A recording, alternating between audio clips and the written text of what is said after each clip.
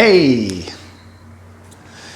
All right, how's it going? Good. So this is a little video that I'm kind of slipping in between. We started our forms where we went from here, we stepped out, hands came up, came here, we moved over this way, and now we're waiting for the next one where we go into parting the wild horse's mane.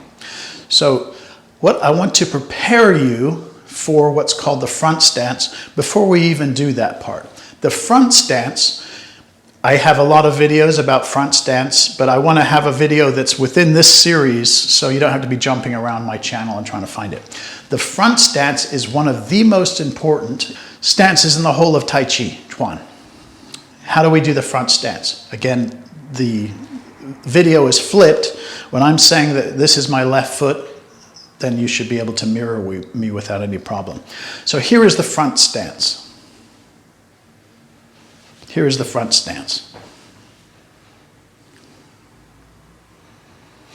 So the front stance, to break it down, my left foot is going straight ahead. My knee is, well, my long bone should be 90 degrees down. My knee is not going beyond my toes. I should always be able to see my toes. So I should be kind of 90 degrees up and down. That's the front leg. The back leg, slightly bent and a 45-degree angle. Now there's, different styles where they say you have to have a straight leg. There's other styles where it's a bent leg. I don't want to get into the minutiae here. Whatever works for you, great. But for me, I think that when we're doing Tai Chi, we need to be loose in our joints rather than being stiff. And I think that Chi will flow easier when we have a bent knee. And so I'm teaching it with the back leg is slightly bent with a 45-degree. Okay? The next thing we want to think about is that in a lot of yoga, if you draw a line, we do things on a tightrope, right? We're on one line. Both legs are on one line. When we do Tai Chi, we are on a railroad track. We're not here. We're here. So see the space in between. So this is very important. And why are we doing that? Why is there space? Because as this was an internal fighting style, it's one of the reasons, is that if you're trying to fight like this, you don't have a lot of balance. This, at least you have some kind of grounding. My weight, my weight is 60-40 here. I have more weight in the front leg, less in the back, have 60% in the front. But it's not 100%. You want to have some balance here, so you're nicely grounded. Okay? So that's the front stance with the legs. Now, what about with the shoulders and the hips? If you could imagine that I had lasers that were coming out of my shoulders and my hips, okay? Those lasers should be on the same line as that front foot. So if I am here doing parting the wild horse's mane, you see it looks a little weird, and see how those lasers are going this way. So what do we have to do? My lasers have to be turned where it's going the same direction as that front foot. See that? Ding! Okay? So it's the same direction. So we always want to have that. 60-40. Square it up, and a railroad track. How wide should the railroad track be? It doesn't matter. I have people, some of my students are 90 years old. They have a smaller width. It's okay. Just don't be doing the tightrope. Definitely don't be doing this, because then you're really going to fall over.